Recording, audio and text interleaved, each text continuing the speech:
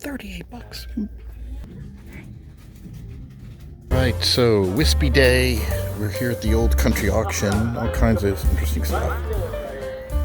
I want to take another look at this Dutch oven that was up here. I thought it was interesting. Let's take a quick look at it. It's sitting up on this table. Who knows when they'll get around to it, but it's just a question of if I'm willing to stick around.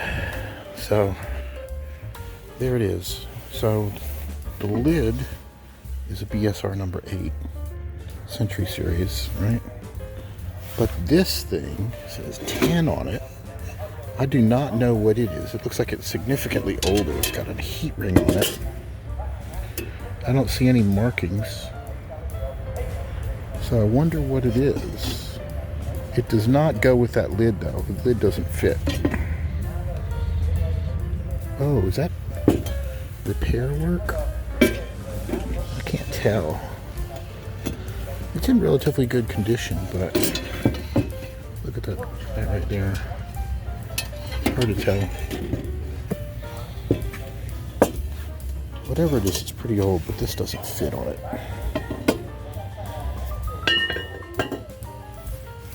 So let's see what it goes for. Another thing I kind of like, I'm always attracted to these really cool ornate frames.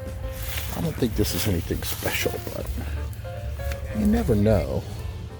Made in China. It's pretty though.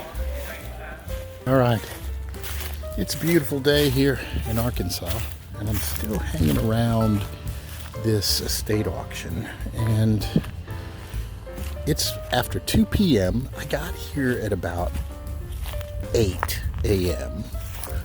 and I must be insane. I'm waiting around to try to get this one last little piece of cast iron because it's interesting. It's nothing special. It's a BSR lid with some kind of an older Dutch oven.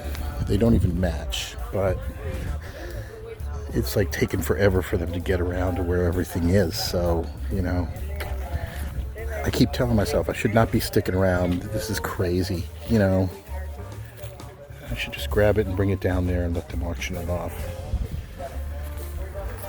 But at this point, I've been here so long, if I don't get it, I'll feel like I failed to something, even though I don't need it, and it's not really going to be a profitable piece or anything. So, I don't know. This is just an example of how stupid some of this stuff is. Time you have? 4:45. Holy crap. So I waited around. This is what I waited for.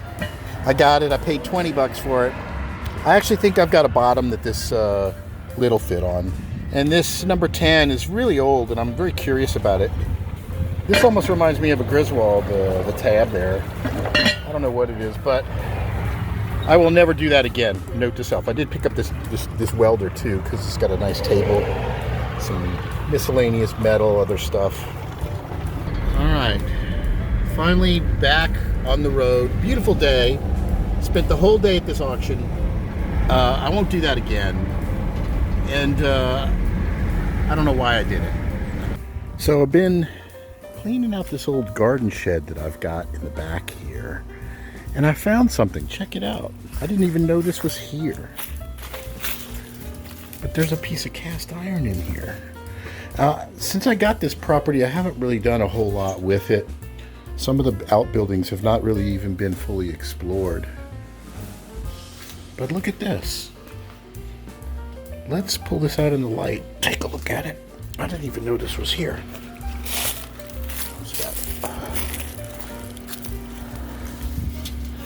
Gate marked.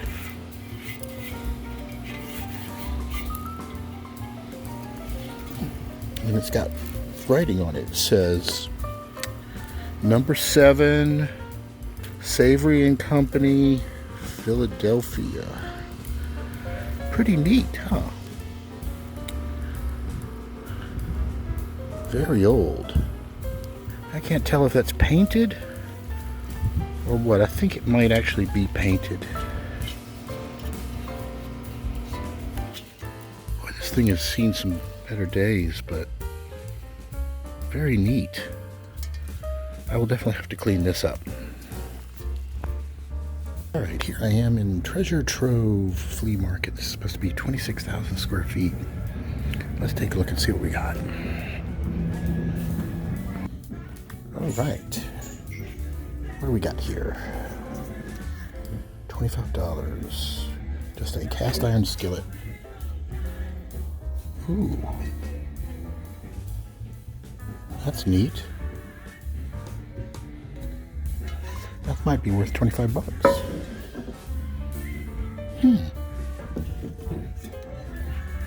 There's one that's kind of stamped. This is one I want to look for cracks. So it's got an outer heat ring. Could be an unmarked old Wagner.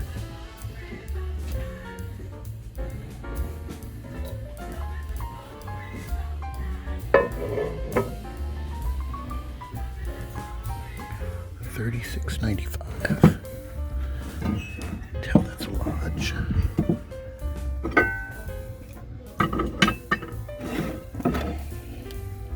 Asian. Ooh. Beer can chicken.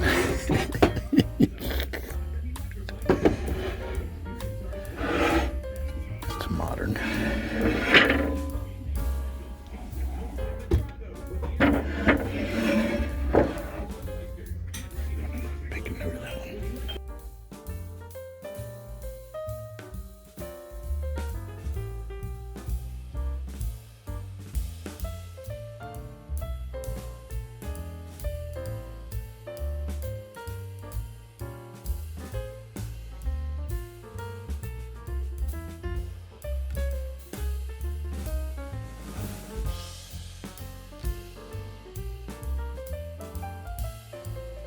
More of those cowboy pans.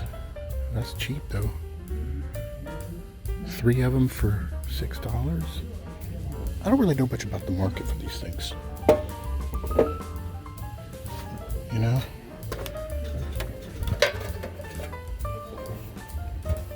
They're kind of neat. For $6. That seems like a good deal.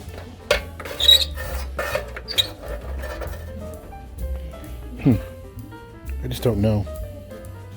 All right, back from my short, like 4 or 5 day trip up to Arkansas and back.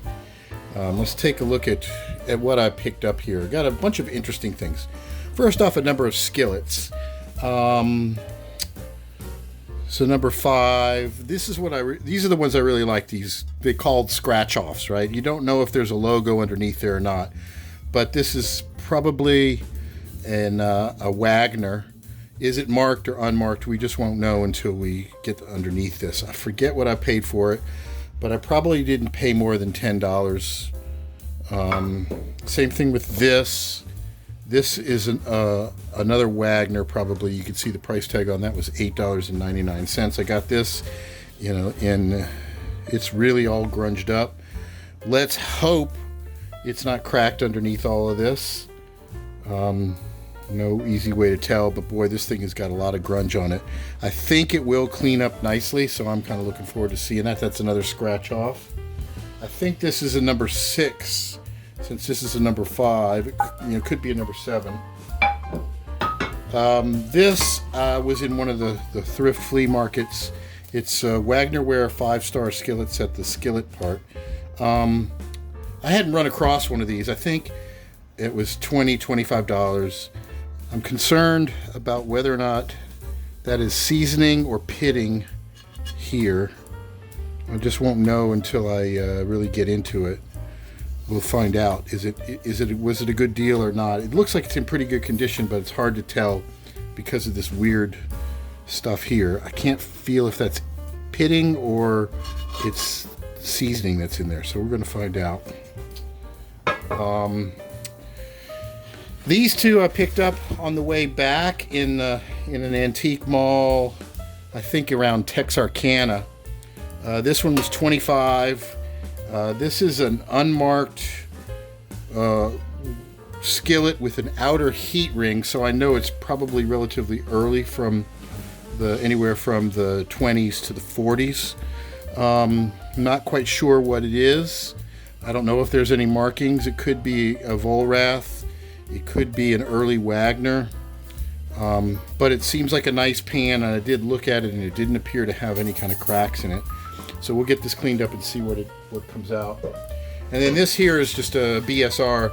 It was 20 bucks and it's all gunked up.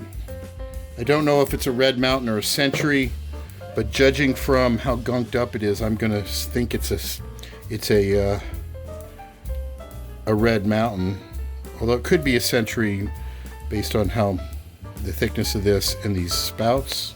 Hard to tell.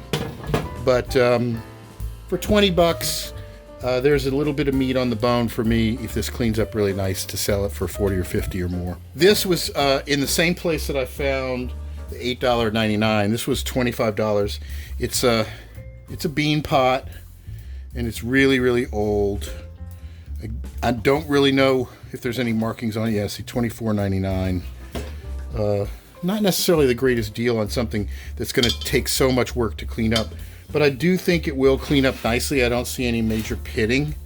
So again, not quite sure what this is, what brand it is, but we'll get this cleaned up and see how well it comes out. And then this was the one I waited around all day at the auction to grab. The lid does not match the bottom. This is a BSR Red Mountain lid, you can tell. But this bottom Dutch oven says 10 on it, and this is significantly older than the BSR.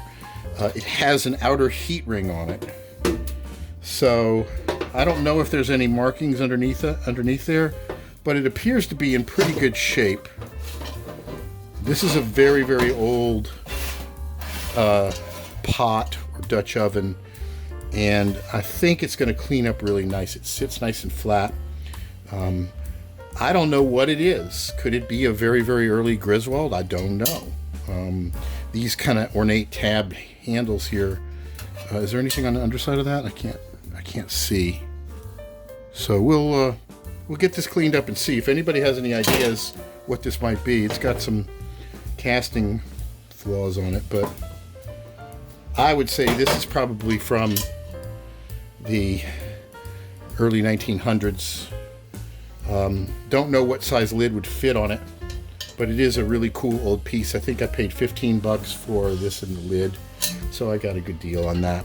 But I waited around all day. Whew, it was quite a wait. And there's one other thing I got. Let me go grab it. This monster.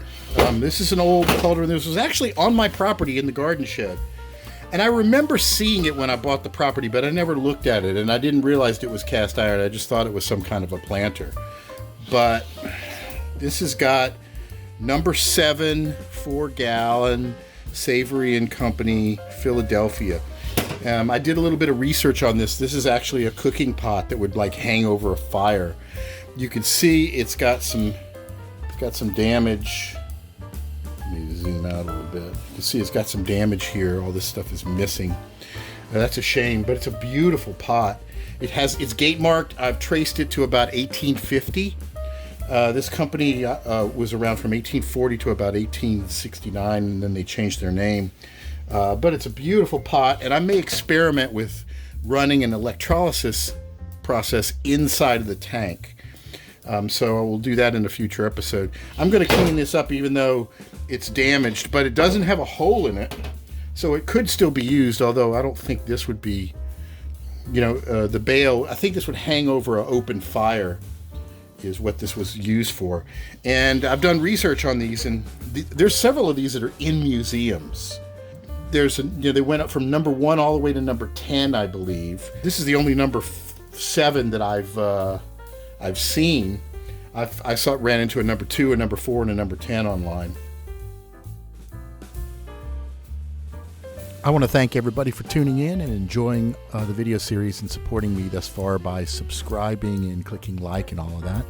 And if you want to catch me on TikTok, sometimes I have previews of what I'm working on that I haven't published lately. That's at TikTok /@WisdomStudio. And if you're on Facebook, look up the group Vintage Cast Iron Hunting, Restoration, Identification, and Sales. And until next time,